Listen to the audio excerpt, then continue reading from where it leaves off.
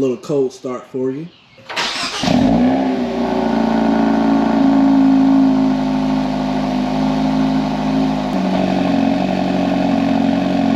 Little update on the Hyundai Elantra. I haven't made no content on it in a while. Just been driving it, been busy. But I'm on my way to work. Let's hit work here. We're all set. Let's go. Let's turn off this. No audio. Pulling out of my garage here. As you can see, it's heated up. I'll pull out. And I just had a few things I wrote down in my notebook over here of what to. I hate my driveway so much. Just had a few things in my notebook which I'm gonna grab in just a second here. Had to make sure the car was heated up. Get out of here. Oh, somebody's coming. And you know, just for the sake of this, we're gonna drive in sport mode, not in mode. I don't know how well you guys can hear that exhaust, but I still love this exhaust, man. I just, oh my God, like, I cannot wait till I get the G80 right with an exhaust and downpipes. I think this with downpipes and then exhaust would probably be great as well. Yeah.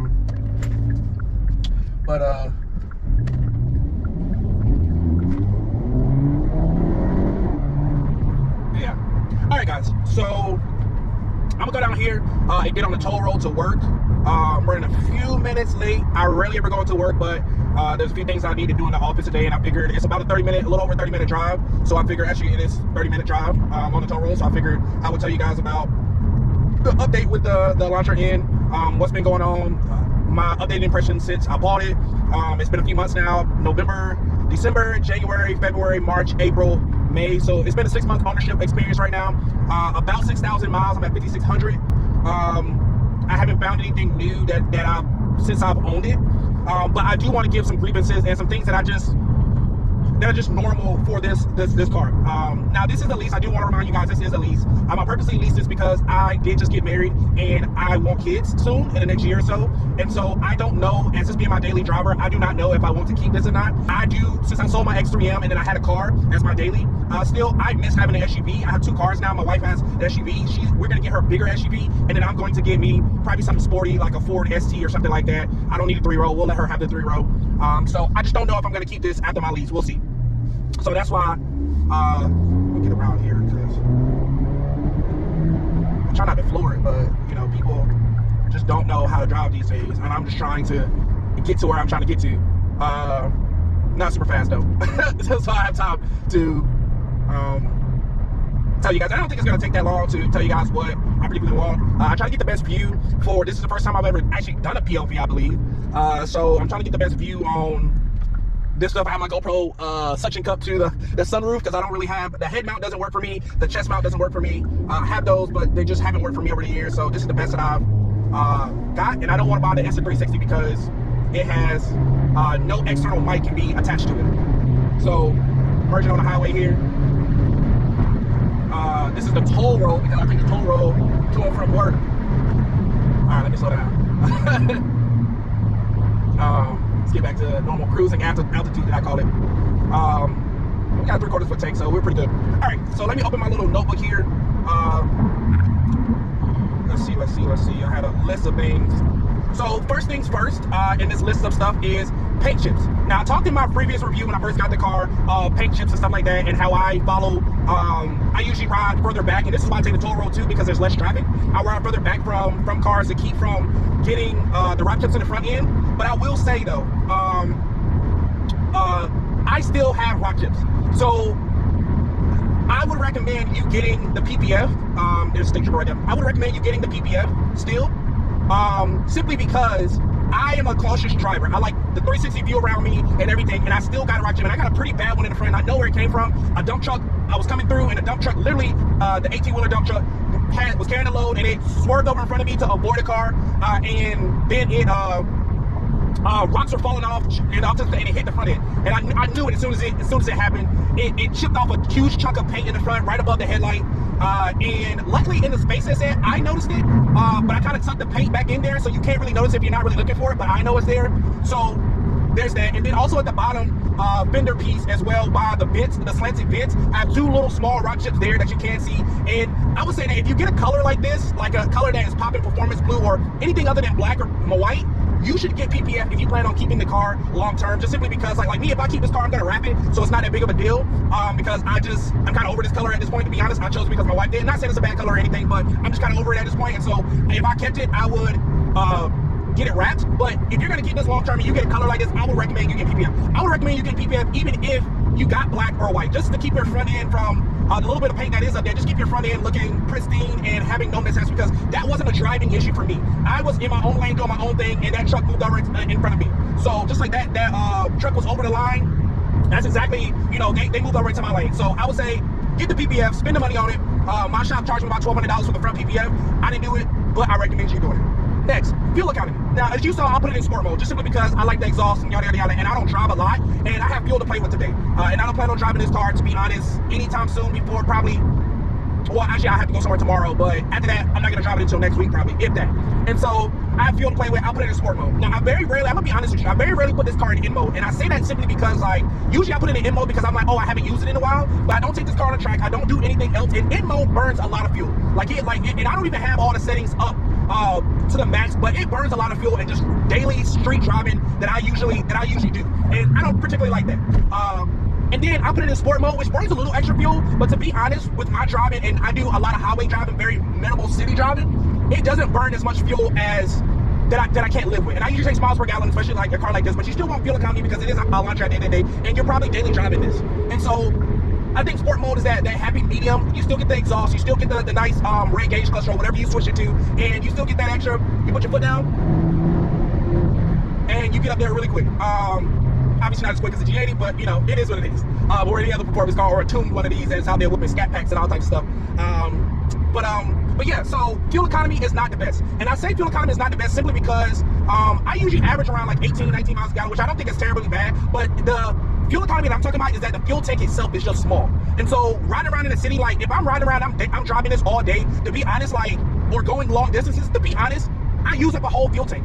And that's not the car itself. Yes, it burns more fuel than a base model Elantra or something like that, but it just burns more fuel. This burns essentially the same thing as my G80, and my G80 makes over 500 horsepower.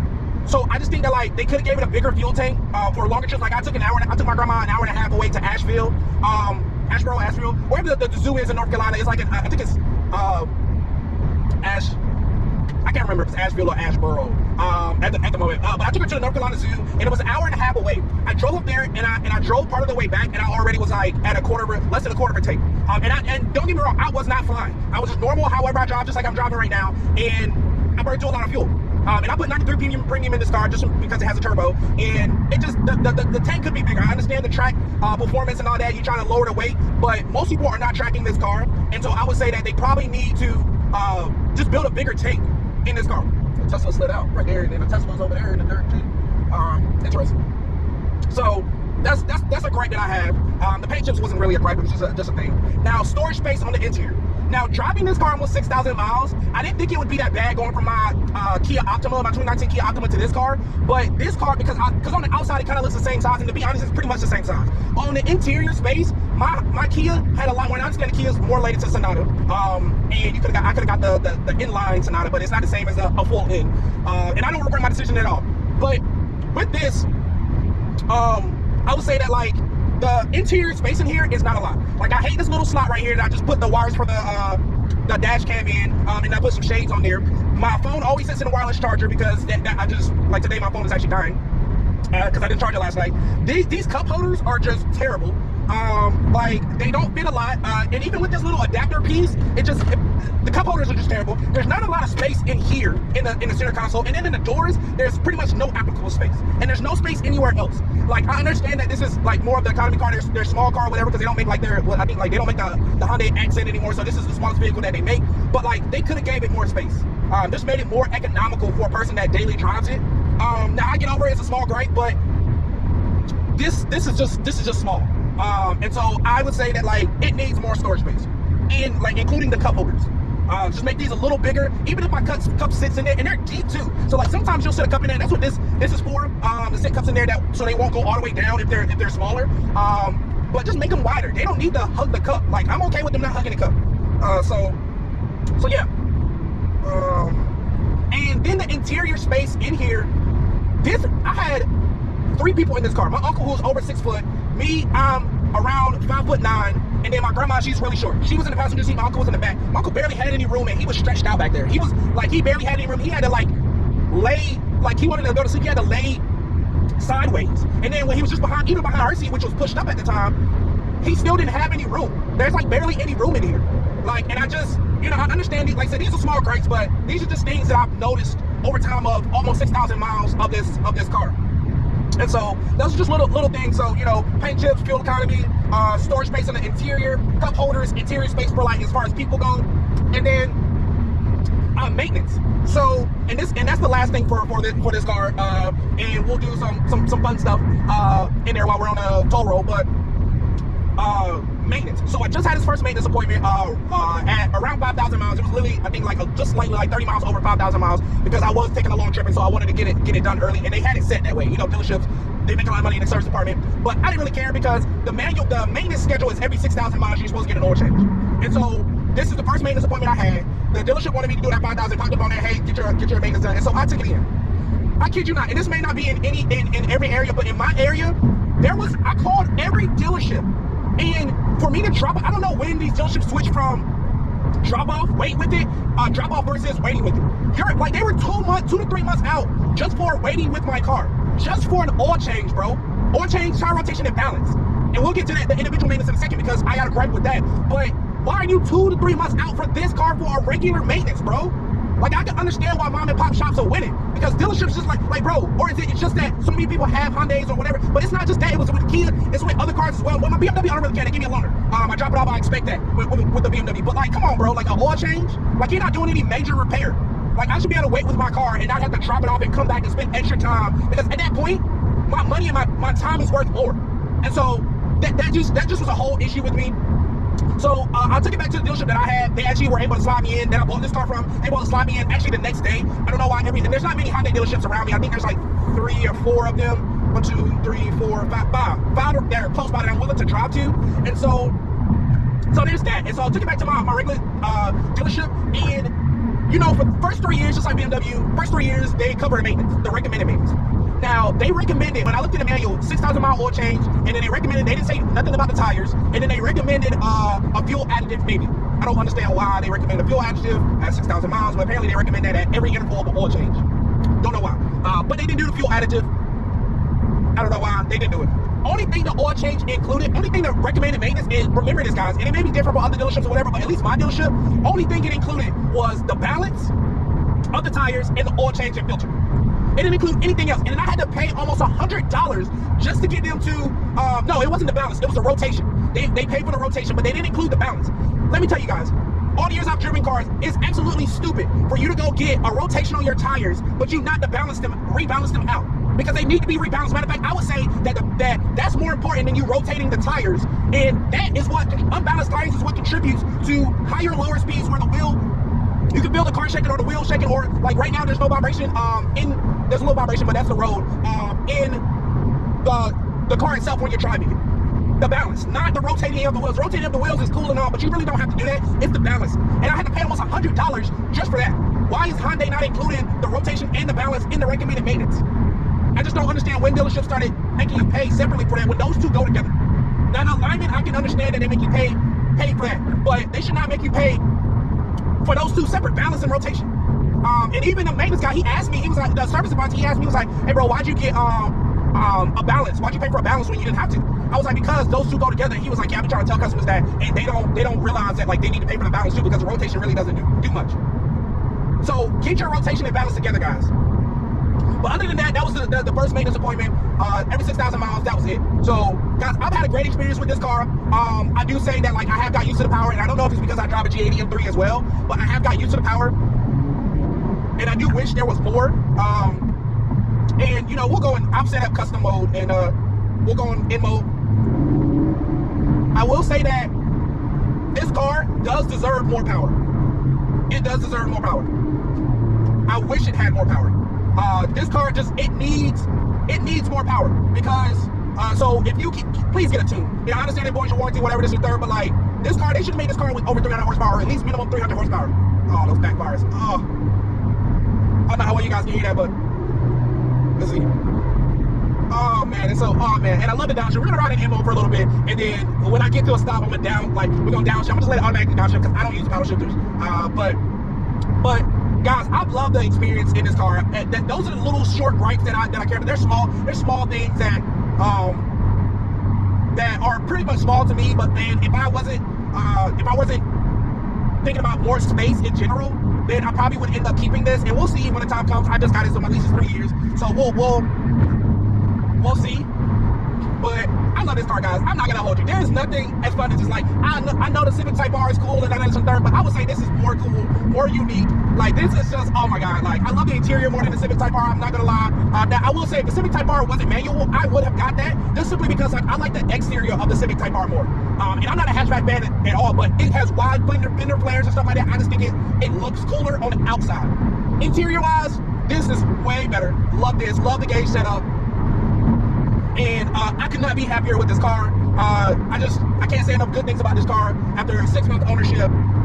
I just love it. And, you know, and I would even say it feels more special as well, because me coming from M cars and me owning M cars, having these N buttons and all the actual, like, it's like the N is a separate brand. Like, the Civic Type R is essentially still a Civic. It just has Type R on it. This is like, when I pull up next to an Elantra, yeah, they may look similar, but I don't feel like I'm driving a regular Elantra, because I get in and I'm like, oh, I got M buttons, I can customize this, I can do this, I can do that. And it just feels more premium, more special, like an M model, or like a B model, or from Cadillac. And like, when you have that separate brand identity, I think it gives more premium to the Elantra. And just the exhaust itself, the exhaust note, let's roll down the window, see if you can hear that. You probably can't over the window noise, but guys, I love this car. I can't say enough good things about this. I'm 8 minutes from work. We're gonna just cruise and drive. The presence, people see me coming. It may be just the color or whatever, but the presence of it just, oh god. Like, even the ride quality in mode, and yeah, I don't have it dialed all the way up. I think I have it 2 out of 3, but just, there's nothing like this. I am completely happy with this, and if I can keep it and still get, because I don't owe that much on it, if I can keep it and still get the SUV, I will. Because it's just something about this that I get in this car that I don't get in my G80, that I don't get in higher horsepower vehicles. Like, gosh. Like, if I see people looking at me too. My one is a tennis, so like, they can't see in, but I see people looking at me as well. And I can see them being like, oh man, and smiling. Like, they're smiling on the outside, they're not even driving the car. Imagine if they were driving the car, guys. You can't see my face, but I love this car. I'm not gonna even lie to you. It's just, God. Like, guys, if you're on the fence about buying this, even on the fence about buying this versus a Type R or a WRX or whatever this is, forget it, guys. Buy this. Save you some money, save you some hassle. Like, just get this. Get your maintenance done. You don't even have to get any tune or anything. Oh my god, like, it's just, Hyundai outdid themselves. They hired Albert Beardman, and yeah. I mean, this thing just rips. I'm going, like it hugs. I mean, just, oh man, oh man.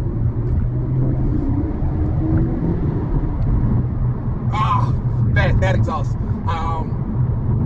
That exhaust note, like I said, I keep saying that exhaust note alone is just amazing, guys. Just, trying to keep the power band so it can downshift real quick. You hear that? Oh man, oh man. I love this car. And it looks so good. Like, oh man, it's just, oh man. My boys asked me, you know, I had the G80. They're like, why don't you drive the G80 more? And the G80 is a business vehicle, so like, it's not something I drive really for personal use. And they're like, why do you drive this? I'm like, because of that. Like, I mean, and I got custom exhaust and downpipes coming from the G80, so it's gonna sound good, but just, it holds gears. The G80 holds gears more and longer, and it just, this, you just rip through the gears. There's just, masterpiece. Bravo, Hyundai. Bravo, Hyundai. That's all I can say. Bravo. Because, boy. And in the city, too, and when you're driving this, it definitely turns head. They hear this thing come by, popping and banging. I'm drove by WRXs trying to race me, Honda Civics, bro. Like, people love this car, man. They know what it is. And if I keep it, best believe I'm getting a tune, downpipes. We going all in, and it's gonna be a full-on race car. And yeah, I think Hyundai also missed the opportunity for all-wheel drive as well. They could have came out with an all-wheel drive option, Or just make it all-wheel drive and be able to turn it off and make it front-wheel drive like BMW did. I know the lightness and they would have raised the price, but I would have paid more for to have an all-wheel drive option. Those gunshots coming from the exhaust. Yeah. This is where it's at, guys. This is where it's at. Could not have been happier. Perfect daily to the G82 as well. So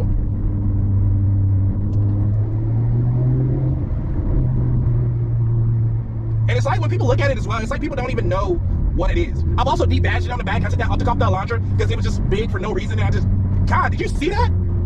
That's crazy. I almost ran out the road right in front of me. I don't know if you guys saw that. I'm gonna go down to the next exit.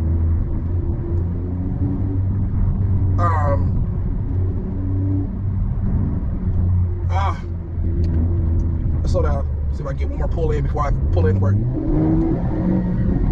Oh, that was a big one.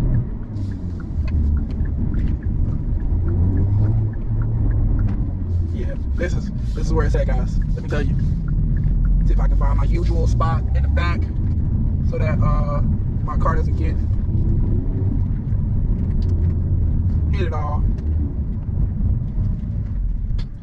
You know, people hit your stuff and yeah,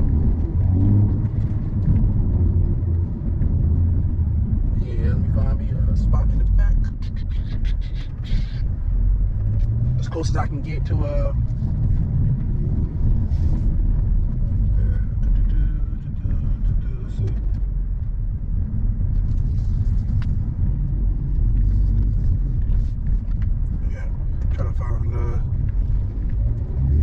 even makes going through a parking lot fun.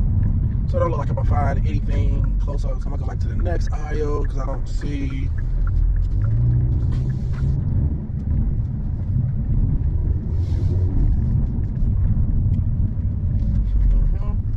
And we're gonna go to the back. Yeah, because I don't see anything up there. So I'm not gonna ride around this whole time trying to figure out a spot. Oh, look at Hummer EV. Those things are low-key cool.